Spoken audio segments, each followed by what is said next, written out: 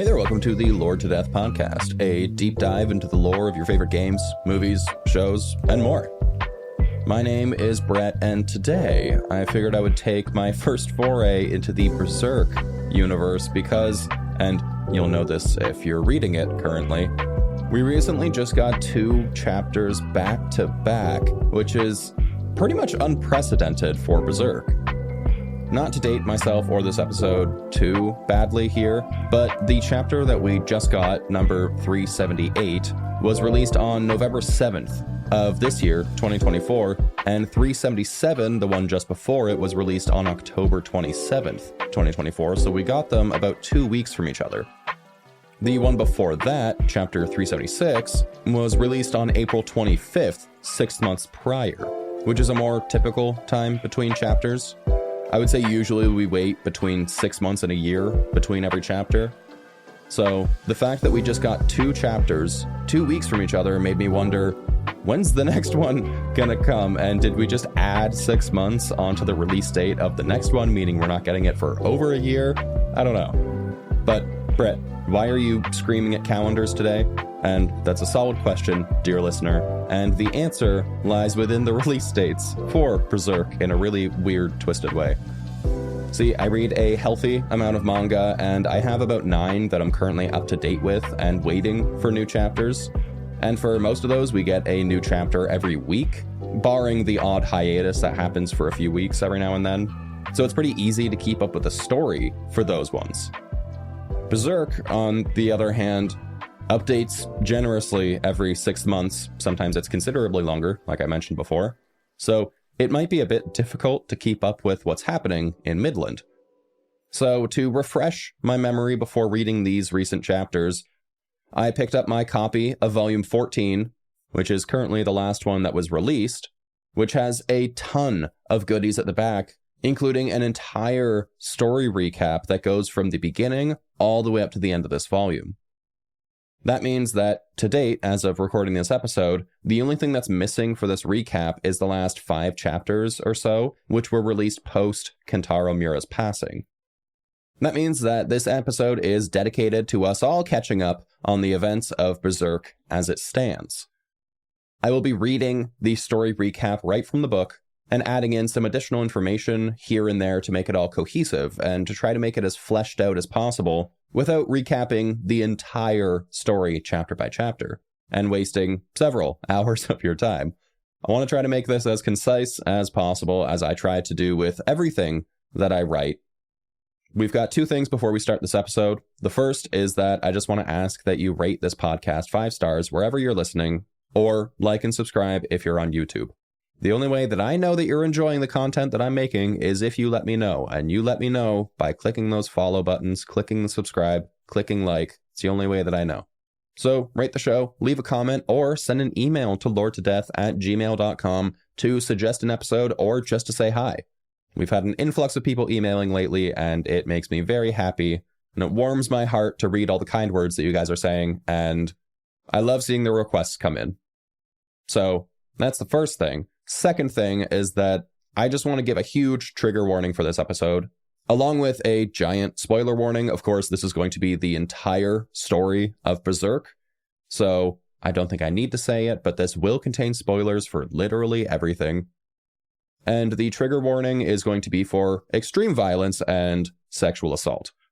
The extreme violence thing I don't really mind so much, but I know that this story in particular, it's very dark.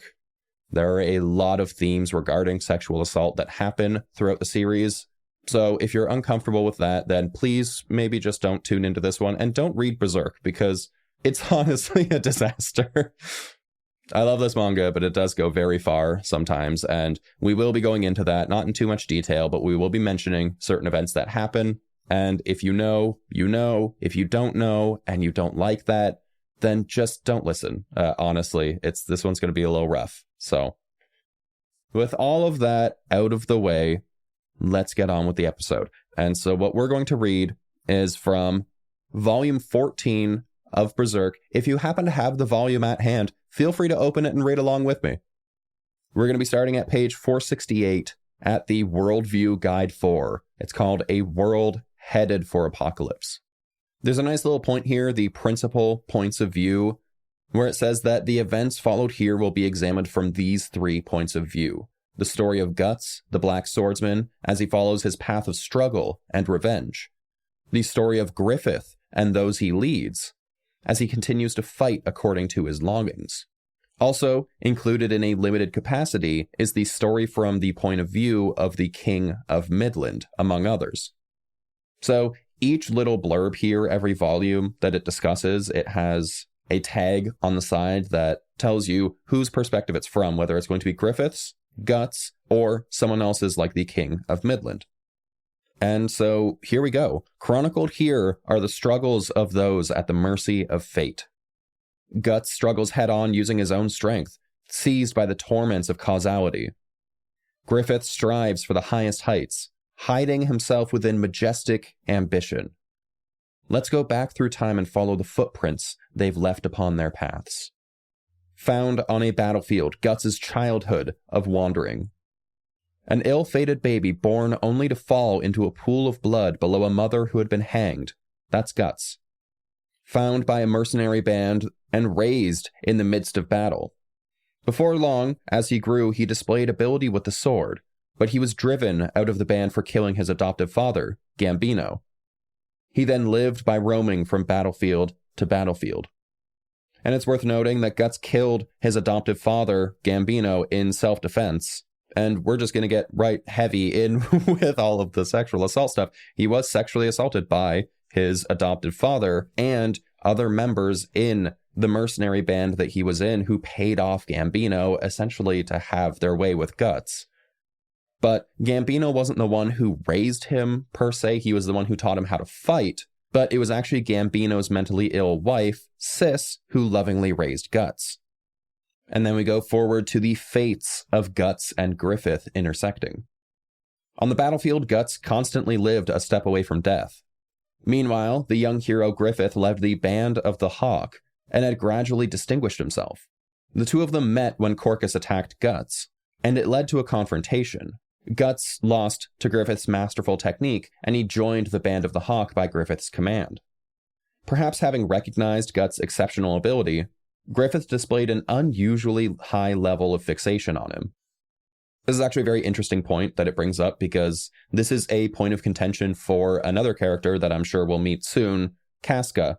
And Casca is always jealous of how Griffith views Guts, even though Casca had been with Griffith for, who knows how long at that point, whereas Guts had just come into this. He was just on the other side of the battle. Griffith kind of fell in love with him in a way. And I think that she was always jealous of that. I think other members of the Band of the Hawk were probably also jealous in their own ways. And then Guts met Judo and the others in the Band of the Hawk. It was the first time a wanderer like Guts gathered some real comrades. Because remember, the people who were in the previous band of mercenaries really just used and abused him. They loved him for his ability with the sword, but they didn't treat him like a person. With matchless strength, the Band of the Hawk steadily raised its status. With Griffith's inspired leadership and with valor from the likes of Guts and Casca, there's the name drop, the Band of the Hawk steadily extended its power, finally reaching the point where the King of Midland noticed them in a favorable light. But on the battlefield, Guts and Griffith confronted a powerful, inhuman enemy called Nosferatu Zodd, and a disquieting shadow fell across their destinies. And here's where I wish that you guys could see along, and you could pull up the chapter and read along with me and see all the pictures as well, because there's pictures of everything happening here. And there's one blurb where it says, unbeknownst to their comrades, Guts undertook an assassination mission by Griffith's order. And there he is assassinating someone, but I don't remember what their name was. I don't remember what the context was, if I'm being entirely honest.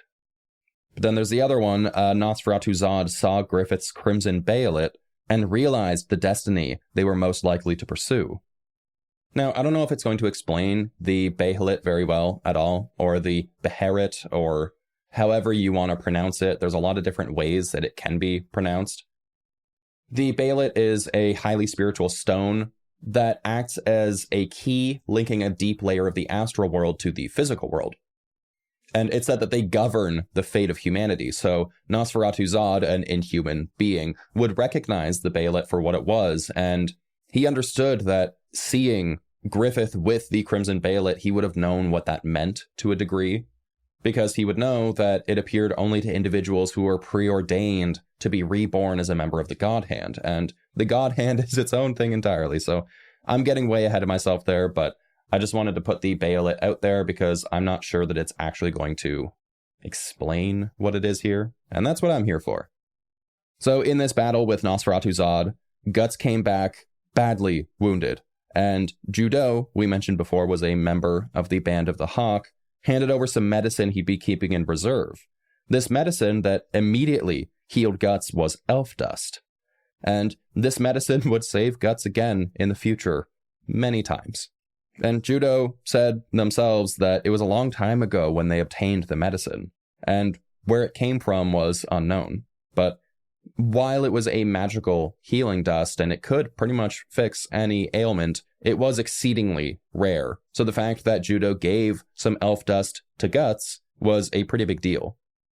And this chapter is actually really great because it shows Guts' martial prowess. In this one, he faced a band of enemy knights alone so Casca could escape. And before he knew it, he managed to kill 100 men in this heroic battle. And then Guts departed the Band of the Hawk, leaving behind the glory they had won. At the end of a tough battle, the Band of the Hawk successfully captured the impregnable fortress of Doldre. This became the winning move that resulted in an armistice of the conflict that had lasted 100 years between Midland and Tudor. As a reward for their service, the Band of the Hawk was promised a promotion within the regular army. But in order to seek out his own dream, Guts defeated Griffith in single combat and left the Band of the Hawk. And this is where Griffith really crashes and burns. Before this point, Griffith was seen as this indomitable force who could do no wrong. He won every single battle that he was a part of. And he was just this enigma that if you saw him on the battlefield with the Band of the Hawk, you probably knew that you were losing. But again, there was this fixation that Griffith had with Guts. And so in the same form that he joined the Band of the Hawk, Guts challenged Griffith to a fight. Griffith, in his hubris, just assumed that he would win and Guts would stay forever. But Guts won, and as much as he might not have wanted to, Griffith did honor the fact that he won. He needs to leave. He needs to do his own thing. But this really broke Griffith, and this was the downfall of him. It doesn't really state it very well in this book, but this was a monumental event. The then Queen attempted to kill Griffith with poison, but he used this plot against her to murder her, and then they settled this conflict within the royal court. So that's a big thing too. The Queen didn't want Griffith to kind of rise up and end up ruling Midland, so she tried to kill him, and yeah. Then there's a little column here where it says the people of Midland who gathered later. Minister Foss maneuvered secretly to bring about Griffith's downfall, while General Laban instead supported Griffith. Later on, they both gathered to the Hawk of Light. Minister Foss was utterly defeated by Griffith. Foss realized they're not in the same league and later became a devotee to the Hawk. We'll get into the Hawk of Light thing. That's so much later, or at least I feel like it's so much later. Then we have Griffith's error. The Hawk loses everything and crashes. Perhaps due to heartbreak over Guts leaving, Griffith trespassed in Charlotte's chambers and made love to her. Charlotte was the princess of Midland, the daughter of the king and queen of Midland. The king of Midland, abnormally obsessed with his daughter, arrested Griffith and tortured him. This marked the loss of the Band of the Hawk's glory. Immediately after Griffith's arrest, the members of the Band of the Hawk came under surprise attack by the royal army. They narrowly managed to escape thanks to Casca's leadership. But Griffith was imprisoned underground beneath the Tower of Rebirth. He would spend the following year being held and tortured in secret. In the meantime, Guts had a year of training away from the Band of the Hawk. While the Band of the Hawk had fallen from grace, Guts was refining his own sword skills. He gradually discovered his own goals. He spent a lot of time with Godo, the blacksmith, and Erica, and his fight with Silat, the wandering prince, would go on to change even Silat's fate. Go to the blacksmith is pretty important, and he will come up again, I'm sure. And then later on, after his year of training, we have Guts rejoining the disgraced Band of the Hawk off to rescue Griffith. A year after leaving the Band of the Hawk, Guts learned of their plight and he joined Casca and the others. They had worked out a plan to rescue Griffith, so he assisted them. With guidance from Princess Charlotte, they arrived at Griffith's jail cell, but as for what they found there... Princess Charlotte herself was the collaborator key to the rescue plan. She was madly in love with Griffith. Casca was utterly exhausted. Guts and Casca opened their hearts to each other, and Guts decided to stay with her. It's worth noting to this point, too, that Casca kind of hated Guts, and I mentioned the whole Griffith seemed to like Guts more, despite Casca being like a commander within the Band of the Hawk. But I think there was more to it than that, and Casca and Guts always butted heads. So this chapter was a nice little reprieve from that. Guts came back and he was helping them just out of the goodness of his own heart. I think it might have been the first good thing that he ever did. And Casca realized that, and so she opened up to him a little bit, it was nice to see after them butting heads for so long. And then we have a group of assassins, an apostle, at the end of an agonizing escape. A year of torture left Griffith utterly altered. He was emaciated and not quite himself. Guts' group planned to flee the kingdom, but were pursued by Bakiraka assassins. Then Weald the Apostle, plunging them into multiple perilous situations. When they barely managed to get through all that, they learned that their best hope, Griffith, might as well have been dead. This is the second time that Guts had fought an apostle, actually. And the fearsome pursuers secretly were employed by the king of Midland, who was still trying to stop the Band of the Hawk. And then all lives are sacrificed and the eclipse begins. And if you know the eclipse, then you know the eclipse. Griffith realized in despair his dream had ended. In his hand was the crimson Behelit, which he supposedly lost. Which, another point where I'm going to intersect, the Behelit always finds a way to get back to its owner. So, like I mentioned before, having the Behelit itself was a preordained event. So, Griffith always had it. It was a keepsake that he owned. He wore it as a necklace, and he thought that it brought him luck. It was given to him by an old gypsy trader or something, I think he said. And so, of course, when he was imprisoned, everything was taken away from him, including the Behelit, which I guarantee the people who were torturing him didn't understand what it was or what it meant, but as they were leaving, they found it coming downstream, or Griffith found it coming downstream, and he was connected to it again. So the Behelit has a way of finding its way to the person who it's meant to be with.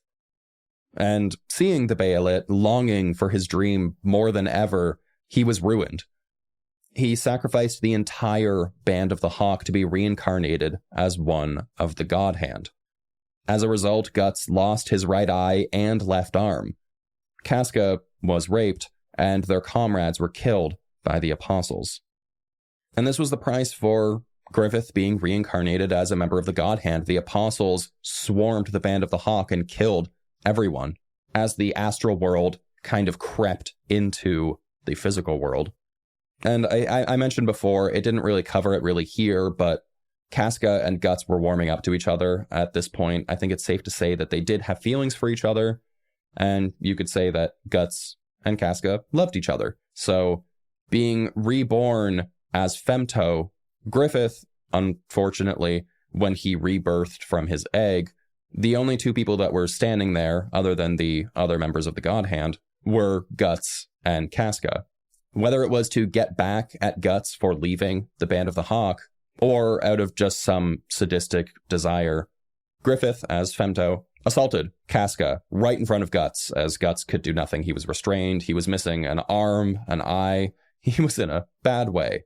And the image of his lady love being violated was seared into Guts' right eye right before he was crushed. Guts' world shifted entirely to the interstice between the physical and astral worlds.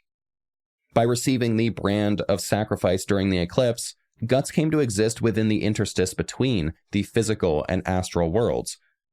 This meant that he would be constantly tormented by evil spirits and other denizens of the astral world. He cut down evil spirits drawn to his brand, and his sleepless nights commenced.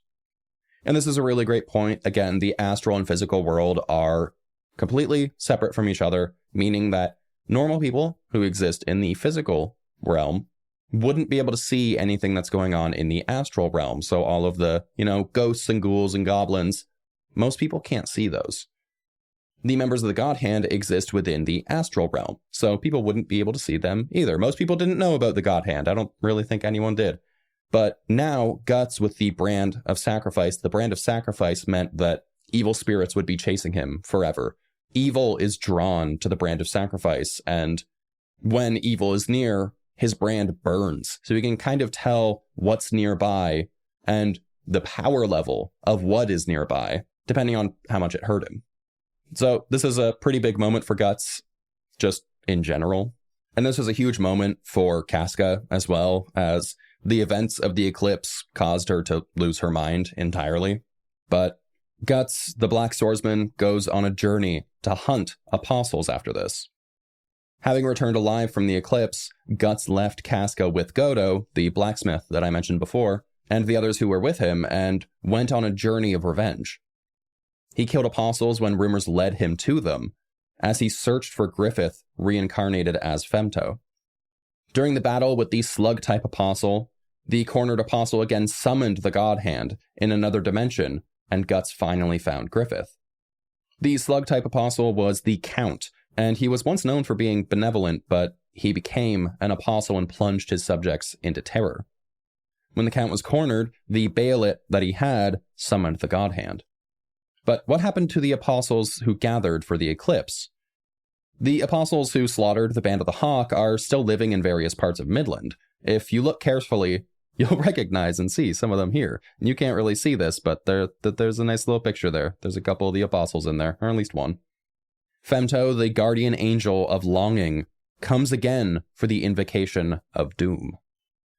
The slug-type apostle, caught in a tight spot, summoned the God Hand.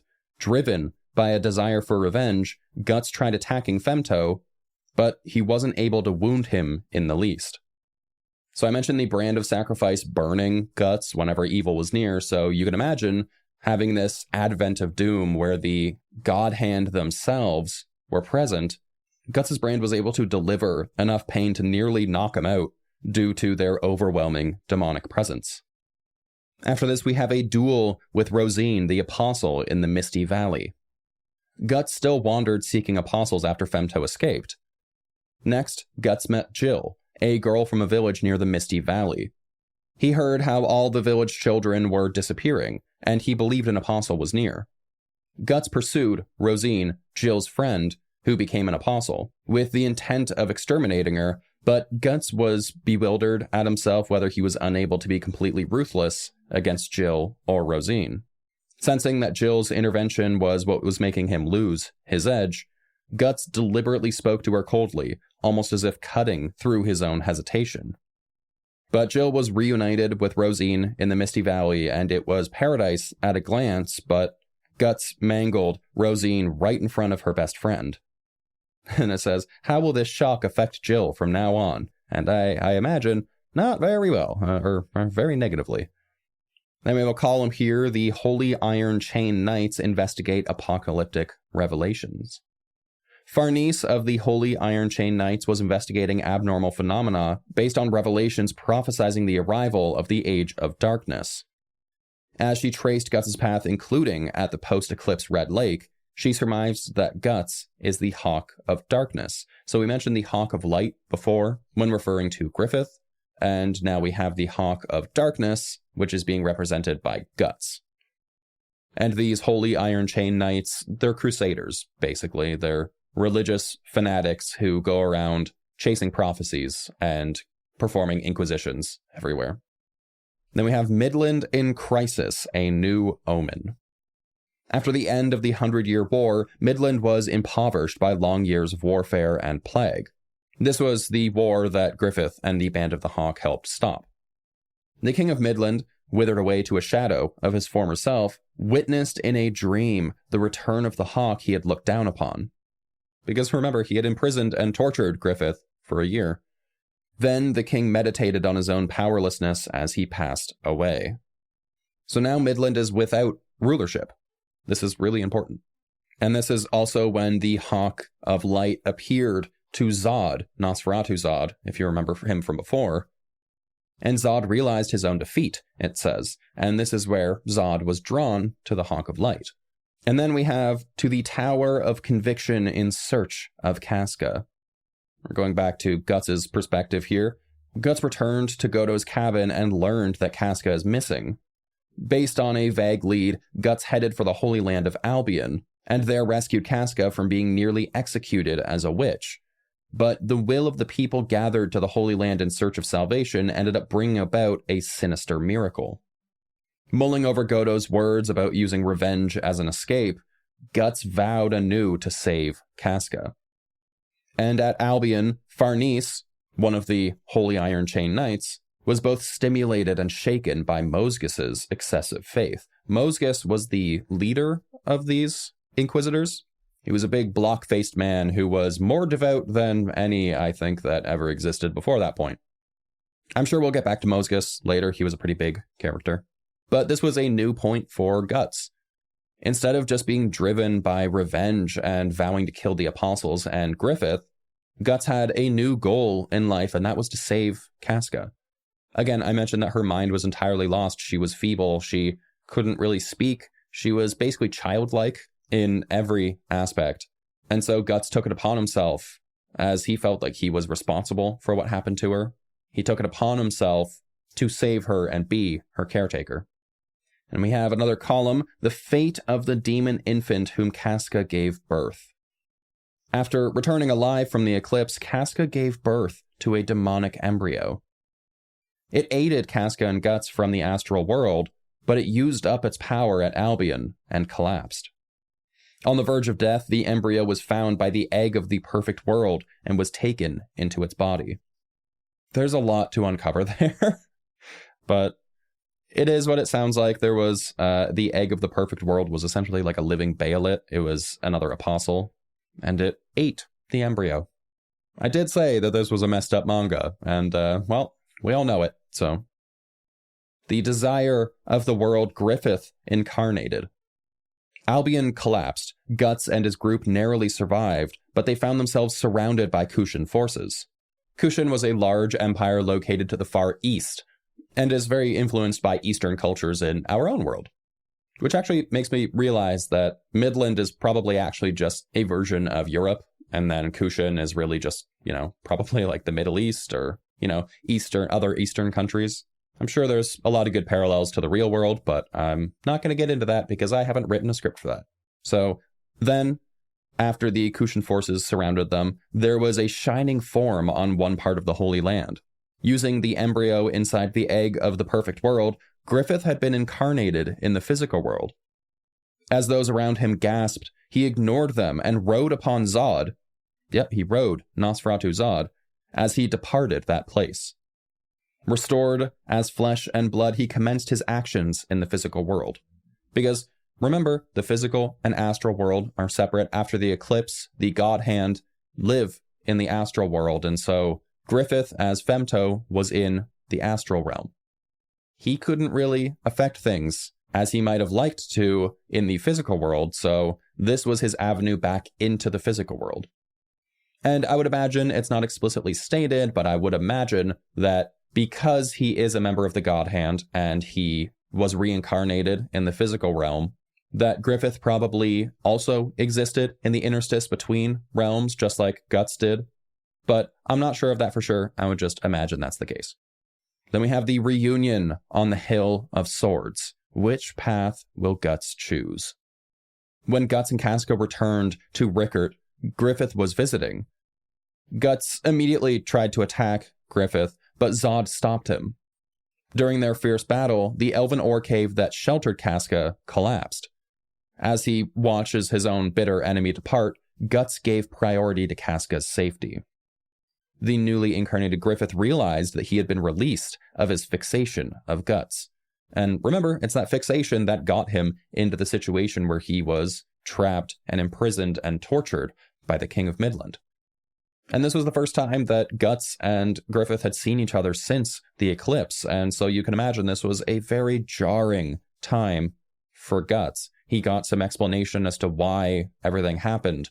And it wasn't easy for him. I can't speak to Griffith. Griffith seemed very cool and chill about the entire situation, but I imagine that is part in due to him being reincarnated as the God Hand. It probably stripped him of his human emotion, which is probably why he ended up being free of his fixation on Guts. Then fellow travelers join the arduous journey. Guts headed towards Elfheim, Puck's suggestion of a land of safety, but Casca grew openly hostile towards Guts, bringing the journey to a standstill. Then Farnese and the others appeared and asked to join the journey. Now, here's where I'm realizing that this is not a very good synopsis, because we have missed so much. So we have the others that were mentioned, and the others that were mentioned would have been Isidro. Isidro and the others gathered for combat training. Isidro was a kid that they kind of picked up. He saw Guts fighting and thought, I need to be that. I need to be the ultimate fighter. I'm going to follow him and learn how to fight from him. Farnese, on the other hand, one of the members of the Iron Chain Knights, after everything that happened when Griffith was reborn and Mosgus, her leader, was defeated, she started questioning her faith and she started questioning what she was doing. She dropped out of the Iron Chain Holy Knights and decided to follow Guts instead. Guts and Farnese had several interactions. In fact, Farnese had imprisoned Guts for a period of time. And so Farnese kind of realized that maybe she needs to flock to Guts. Guts was kind of the reason why she broke faith and the reason why everything was happening. So she felt like there was something with him. I can't say exactly for sure what it was. Again, it's been a while since I've read these chapters, but Farnese wanted to join Guts. Isidro and the others gathered for combat training, or else in pursuit of the truth. Exhausted from dealing with Casca, Guts lacked the willpower to reject them. And then we also have Puck. I totally forgot to mention Puck. Puck is an elf who has been riding with Guts almost the entire time. On his hunt for the apostles when he dealt with the slug-type apostle, he found Puck. And Puck has been with him reluctantly ever since. And when I say reluctantly, I mean Guts didn't want Puck near him at all. But Puck is an elf, and so Puck is able to heal Guts with his elf powder, his elf dust. So it's a very good combination of folks, but they have very juxtaposing personalities. So there's Puck as well. So Puck, Isidro, Farnese, and Guts are all traveling with Casca. Griffith begins his work, the apostles who gather to him. After parting with Guts, Griffith engaged in hostilities with the Kushan. It was a force of two, Griffith and Zodd, but apostles joined one after the other. Legendary warriors such as the Locus of Moonlight followed Griffith. So basically, in the meantime, Griffith is trying to realize his dream, which is to rule over Midland and the world, really, to create a new world. And so to do this, he needs an army. So he is gathering other apostles. As a member of the God Hand, I'm sure that's very easy for him to do. And so Griffith rides Nosferatu Zodd into battle and gathers apostles for his army. And then we have meeting Schierke. This is magic. As Guts' party continued their journey, they encountered the witch Schierke and her mistress, Flora. In exchange for talismans made by Flora, Guts and the others went to Enoch Village in order to assist Schierke. A battle with trolls ensued with Schierke at the center, and they witnessed her advance into the astral world and cast tremendous magic spells. And after the mission was over, a certain longed-for emotion revived in Guts' heart. The sight of a magic spell was an eye-opener, even for Guts. Guts headed to Klipfoth to save Casca and Farnese, but found himself on the brink of death when he encountered a manifestation of Slan of the God Hand. So this is actually the first time that he's, really fought a member of the God Hand.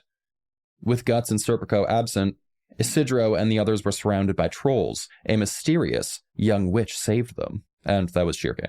And there's another character that I forgot about, and please bear with me, I'm going by memory on all of this. I don't have a script actually written for any of this episode like I normally do. Serpico was kind of the hand to Farnese. He was kind of her assistant, or her squire, if you will. So Serpico also went with Farnese and joined Guts on their journey. So it was Serpico, Farnese, Isidro, Puck, Casca, Guts. They were all together, a merry band. We have another column here. The Sword of Actuation formed from Behelits. After the confrontation with Slan, Guts escaped via the power of the Skeleton Knight's sword of actuation. Apparently this sword was prepared as an anti-god hand weapon. An eerie sword blade refined from multiple Behelits.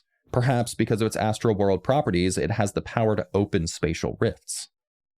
This is another character that's actually really important, was the Skeleton Knight. He appears to Guts every so often, and he's kind of this ominous figure who no one really knows who he is, but he's there fighting evil. It appears that he exists also in the interstice between the physical and astral realm, because he can see demons, he can see spirits, he can see the apostles, and he can see the God Hand. And in fact, he is very familiar with the God Hand, as is evident by the fact that he wields a sword made of Behelits that was specifically designed to kill the God Hand. A last farewell to Flora War Demon Raid. After the party finished their mission in Enoch Village, they returned to the forest of the Spirit Tree. But some war demons, led by Grunbeld, attacked Flora. Grunbeld was one of the apostles that was under Griffith. Guts acquired the Berserker armor she was preparing and barely managed to escape with his companions, but Flora and the Forest of the Spirit Tree both departed this world. The giant, Grunbeld, said that he was in the Band of the Hawk. Guts was too exhausted to oppose him. Guts knew that he was the original Band of the Hawk, or he was in the original Band of the Hawk, and the Band of the Hawk didn't exist anymore, with Griffith being gone. But it seems that Griffith, once he returned in his physical body, had started gathering the Band of the Hawk again, and it seems that the apostles who followed him considered themselves members of the Band of the Hawk. The Berserker armor abused Guts' body and left it a mess, and even some of his hair had gone gray as a result. So the Berserker armor is also very important. If you see any images of Guts, he's probably wearing the Berserker armor. It makes him look like a wolf. It's very jagged, and it's obsidian black. It's really cool, and it's what honestly gives Guts his crazy, insane power. It's able to push him past his limits and do things that he couldn't do himself, kind of like an exoskeleton. But it was killing him at the same time he was using it. Then we have the reason that Griffith targets the Forest of the Spirit Tree. The raid on the Forest of the Spirit Tree was an excessive use of military force against one old woman, Flora. The reason Griffith went to such lengths will be spoken of later on in Elf Island. Wyndham turned into a demon city, Princess Charlotte's rescue. So this is from Griffith's point of view. The royal capital of Wyndham was occupied by the Kushan. Now overflowing with Midlander corpses, a bizarre atmosphere hung throughout. Griffith sent in war demons to distract the enemy while he infiltrated the chamber where Charlotte was held captive. Charlotte, if you remember, was the princess of Midland. And now that her father was dead and her mother was dead, she was the rightful heir to the throne of Midland. By the time Ganishka noticed, Griffith had flown away with the princess. A nightmarish war bears down on the trade city of Vritannis. Guts' party visited Vritannis to find a ship to take them to Elf Island, but as it was wartime, they could find nothing. Farnese arranged for a ship in exchange for herself, but Guts and the others went back for her. Meanwhile, the nefarious workings of the Kushan were approaching. We also have, at this point, the black-haired boy who appears on nights of a full moon. During the journey, a mysterious boy appeared to Casca at the coast. This boy didn't speak, and he appeared again later on the night of a full moon. He would kind of guide Guts and Casca through certain events, but he was very mysterious. No one really understood who, what, why, when, or how he was. Serpico challenged Guts in order to make him part ways with Farnese, but perhaps due to Guts' influence, he displayed more violent emotions than ever. So, again, Farnese was willing to sacrifice herself to get them a ship. Farnese was part of royalty, as it turns out, and she was basically going to give herself away in marriage to another royal fellow, and that was the exchange for them getting a boat to Elf Island. And of course, Serpico was going to follow Farnese wherever she went. Then Schierke met Sonia, a medium of the Hawk at Vritannis Harbor. There, Schierke had a spiritual vision of the city engulfed by war. Roderick, who was the one who was going to take Farnese as bride, took a liking to Guts and his party, and they secured a ship to take them to Elf Island. A series of battles with tough enemies, and then a joint struggle with Zodd. Guts' party headed towards Roderick's ship, but Kushin Daka crowded all around them. Guts ended up covered in wounds as he used Schierke's magic, the power of the Berserker armor, and a joint struggle with Zodd to narrowly escape a city burning with the destruction of war. Daiba of the Kushin forces, who uses a different system of magic, appeared, and his mastery of magic amazed even Schierke. Ganishka turned into mist. He sought out Guts' allegiance as a fellow enemy of Griffith. Ganishka was kind of terrorizing the city. He was kind of like a godlike figure, almost. He was using crazy magics. But there was a giant string of battles. Of course, Guts wasn't going to join forces with anyone, even to fight Griffith, and he defeated pretty much everyone, but he lost consciousness as a result. Again, the Berserker armor was really tough on him. And Schierke's protection keeps the ferocity in check. The Berserker armor undermined Guts' reason, but by possessing it as a luminous body, Schierke succeeded in sustaining his mind. A means of control Schierke discovered by accident. Therefore, Guts began to master the armor by bringing Schierke along with him. So, basically, when he would go berserk, the Berserker armor would take over Guts' mind, and it was clouded. He would go into a frenzy, an absolute frenzy, killing anyone and anything. And of course, that's not good on a battlefield, as you don't want to kill your comrades. So Schierke was able to basically use her magic to kind of remove the cloud that was over Guts' vision when he was using the Berserker armor. So Schierke actually became a very important part of him fighting and learning how to use the Berserker armor, because if he didn't have her with him, then he wouldn't be able to use it properly, and it would have just killed him, and he would have killed everyone and everything around him. And to the reborn Band of the Hawk off to liberate Midland. The conflict between the Band of the Hawk and the Kushin intensified further. The enemies surrounded Vritannis with an overwhelming military host, and Griffith confronted Ganishka directly and made him withdraw. Then, with Princess Charlotte and the Pontiff by his side, Griffith declared his forces the Midland Liberation Army. The people then united under the Hawk of Light. The war demons, made up of Zodd and other apostles, overwhelmed the numerically superior Kushin. Having received a divine revelation, the Pontiff spoke with great fervor. The assembled powers had no choice but to obey the words of their supreme authority. So the Pontiff was kind of like the Pope, if that makes any sense. So if the Pontiff loved Griffith, then so did everyone else, really. Ganishka, the fearful apostle, went for his second reincarnation. Griffith brought Ganishka to his knees. Realizing he couldn't fight his apostle instincts, Ganishka cast himself into the demon womb in an attempt at second reincarnation. He meant to transcend apostlhood and thereby surpass Griffith. And this is important to note as well, because the apostles inherently have something built in to their brain that they can't harm the God Hand. So the fact that Ganishka even wanted to go against Griffith in the first place, or Femto, was kind of unheard of, so he was trying to release himself of those bounds so that he could kill Griffith. And then we have Roderick, the sailing prince, demonstrates his true value in a naval battle. Roderick's ship, the Seahorse, encountered Bonebeard's pirate ships at sea. Using his crew and equipment, Roderick overwhelmed the enemy, and Isidro spontaneously came to respect him. So at this point, Roderick, along with, Guts, Casca, the whole gang, are sailing to Elf Island. A battle changes the world. Falconia appears. With Demon City Windham as the setting, the war with the Kushin moved to its final battle. Ganishka had grown gigantic and become hell itself, and Griffith opposed him with a mixed force of apostles and humans. Then Griffith personally headed towards Ganishka's core. He utilized an attack from the intruding skeleton knight to turn Ganishka into light. A reincarnation and absorption of his own soldiers' lives, Ganishka transformed into the beast of the end. At Sonia's declaration, the humans who feared the war demons unified and joined in battle. Because that was a big thing, is that people didn't really want to fight alongside demons in an army.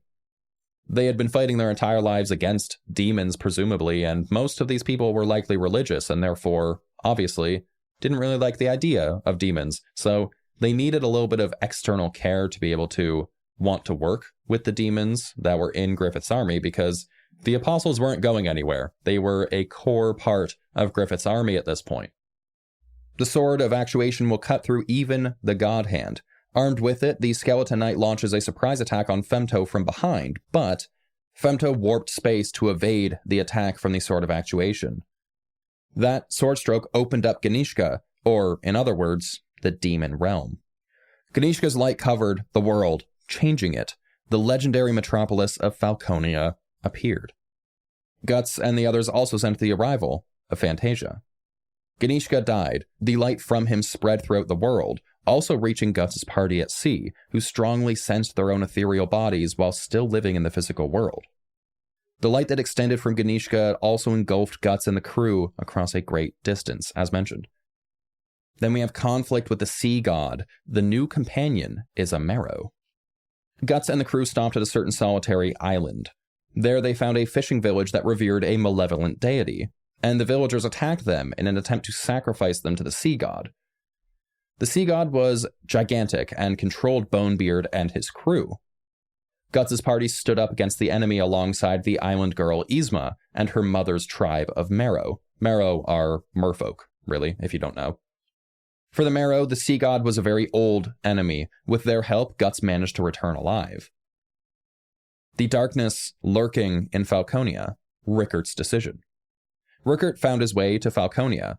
He had an audience with Griffith, but Rickert was unable to forgive Griffith for profiting from the sacrifice of his comrades. Rickert slapped Griffith in front of everyone, resulting in Rickert becoming a fugitive and escaping the capital with Silat's group. So Silat was someone who Guts fought before. He was an assassin type, and he was a Kushan. And that's pretty important coming up. Having hired Silat as a bodyguard, Rickert and Erica went with Daiba to the Bakiraka's hidden village. Locust seemed to find Rickert's heart, and while all of this is happening, we have Guts arriving at Elf Island along with his crew. But where is the Flower Storm Monarch? Is what it says. After much hardship, Guts and friends arrived at Elf Island, or Skellig Island. This was apparently an island of mages, so spells and traps to obstruct visitors awaited. Was this really a safe place to dwell? And could they manage to get an audience with the Flower Storm Monarch, who would restore Casca's mind? New mysteries awaited them. And this was the entire point of them looking for Elf Island. I know it didn't really say it before, but I know that I've mentioned it before a couple times how Casca's mind was basically reverted to that of being a child. And it was said that the key to restoring her memory, restoring her former self, really, was in Elf Island. Supposedly, they could do something there that would restore everything and turn her back to her normal self. And of course, that's what Guts wanted, as they were lovers before. And after the Eclipse, considering she wasn't herself, Guts still saw her as his lover, but it wasn't someone that he could love, if that makes sense. He wanted his Casca back. This wasn't his Casca. He recognized it as Casca, but it wasn't his Casca. And I believe that's actually where we're caught up to in the manga as of this volume, but there are still a few more to go. And at the end of this, it poses some questions. So it says, the story progresses, rife with mysteries. 1. Will Casca regain her mind? The Flower Storm Monarch, ruler of the elves of Elfheim, has the power to heal Casca's broken mind according to the likes of Schierke and the Skeleton Knight. Will Guts and the others be able to restore Casca as they originally intended? And what will Casca do at that point? Spoken of far and wide, the Flower Storm Monarch's power should be something that can be trusted. But as the sovereign of Puck's former home, being Elfheim, the home of the elves, and Puck being an elf, perhaps there would be a little bit of trouble with the monarch's personality.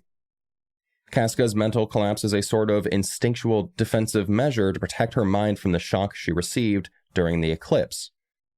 Because of this, there's no denying the unease over what will happen after her restoration. And that's a really great point, is that the abuse that she suffered at the hands of Griffith and everything that happened during the eclipse, if she suddenly remembers all of that, who is she going to be? She could just be still a shell of her former self. And that's a worry, and it's kind of a debate that happens with the team as should they even restore her memories? Is it ethical to do so? And in the preceding chapters, Casca does get her mind back. Schierke and Guts go into her mind, sort of, and pick up the pieces of what she was. They put them back together, and Casca is restored to her former self. And then, of course, we know that once she got herself back, she was more or less fine, right? She was kind of her normal self. And then Griffith came to the island and he abducted her. This kind of broke Guts a little bit. And he hasn't really been the same since. He kind of seems hopeless, like he doesn't really know what to do. And that's kind of shaping the next arc that's currently happening. Number 2 is, now that Griffith has a kingdom, what is Griffith's next goal? Griffith's ambition of gaining his own kingdom, which he's embraced since the days of the old Band of the Hawk, can be, in a sense, considered fulfilled now with the appearance of Falconia and his reign there. But as he's known for a long time, his longing will never be satisfied, and he'll keep aiming higher and higher. What will a man who changed the world for the sake of his goal aim for next? Even after joining the God Hand, Griffith is reborn into the physical world and has continued to pursue his dream. The only nation in the world that's a utopia, Griffith has become an absolute ruler like the history has never seen. And we have from Griffith's own words here, he says, "No great king in history has ever been able to achieve this, an inclusive utopia. That is the land the Hawk of Light brings about for mankind, Falconia." And that brings about the question, this goal does seem very benevolent, like it does seem like he wants good things for the world, Midland and further on. Like he said, he's created an inclusive utopia where both apostles, demons, and humans are able to live relatively in peace. I mean, there's still unease, as we'll see in the further chapters, and like we've seen in previous chapters, but it's a place where everyone can live. And we all know that Griffith is the villain of the story, but to play devil's advocate here, it doesn't really seem like he's doing anything bad currently, aside from, trampling armies with his own, but all of that is to achieve what he has in Falconia, which is an inclusive utopia, like he says. Now, what is the depth of this inclusivity? What is the cost of the inclusivity? What is the cost of a utopia, right? It comes down to that ethic, moral debate of, to truly have a peaceful society, what does it cost? What did it cost to get there? And I think that's kind of what we're exploring in Griffith, where it cost him everything that he had, and it cost a lot of people in the world a lot of things, and a lot of people lost everything in this. So the cost of his utopia is great, but it is supposedly a utopia. Number 3, Guts can't escape the Hawk. What will his next action be? Even as he harbors a desire for revenge against Griffith, Guts has prioritized Casca and reached Elf Island. But Griffith's specter was always flickering into view deep in his heart. Will he be able to free himself from the Hawk? It's undoubtedly rage that has kept Guts alive, and he senses the end of his journey. And this is interesting, because now we have Griffith that is entirely free of the fixation of Guts, but Guts is still totally fixated on Griffith. At one point, Guts didn't care about Griffith, and now it seems that the tables have turned, and now it's the other way around. And granted, Griffith has no reason to care about Guts anymore, really. Griffith isn't even really Griffith anymore, he's Femto, right? He is essentially a god. Whereas Guts is still Guts, he's still human, he's been through so much, and so much of what he's been through was at the hands of Griffith, and the direct consequences of the actions that Griffith took. Number 4, the Skeleton Knight and the black-haired boy. Will their mysteries be revealed? The Skeleton Knight and the black-haired boy who appears on nights of the full moon are mysterious beings who have helped Guts many times. What are their true identities? When revealed, what will happen to Guts and the rest? A knight with a deep connection to Guts, he calls to mind a certain fairy tale king. And this is important, the Skeleton Knight, it's assumed that he was an old king. There's nothing concrete, there's nothing said, there's a lot of implication, and there's a lot of things from the story that we can gather to kind of relate him to this. We don't know the full story, but it does seem like he was some sort of royalty before he was the Skeleton Knight. Whether or not he's an apostle who was able to break his oath to not harm the God Hand or not, it's unclear. But he's definitely something more than human, or less than human, depending on how you look at it. In relation to the black-haired boy, Schierke seems to conjecture that he's an emissary of the Flower Storm monarch, but there are ties to Griffith. There's some sort of implication that the black-haired boy was an emissary of Griffith or something tied to Griffith that was escaping him.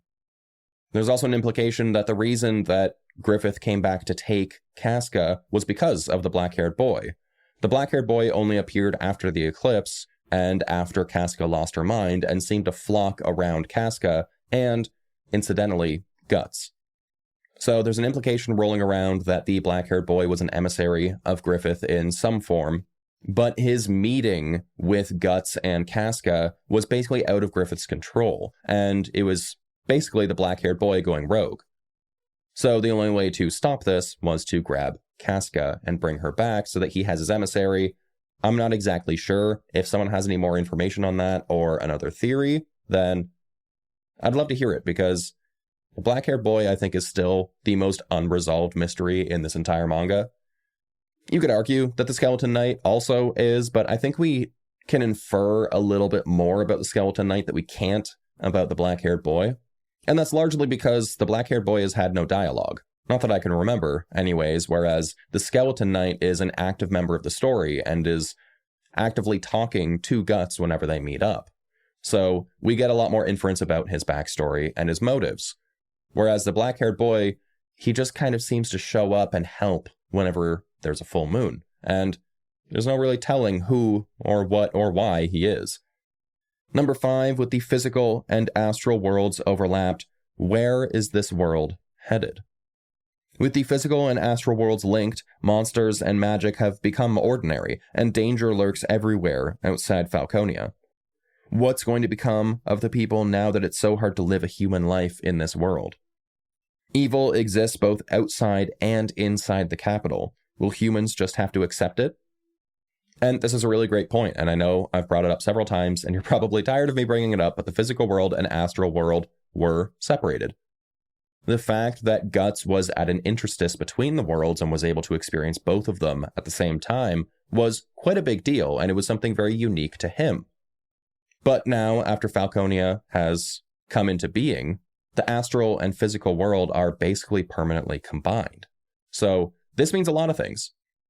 One, that means that everyone can see apostles and everyone can see monsters, demons, and magic, whereas before, you can really think of this as just medieval Europe.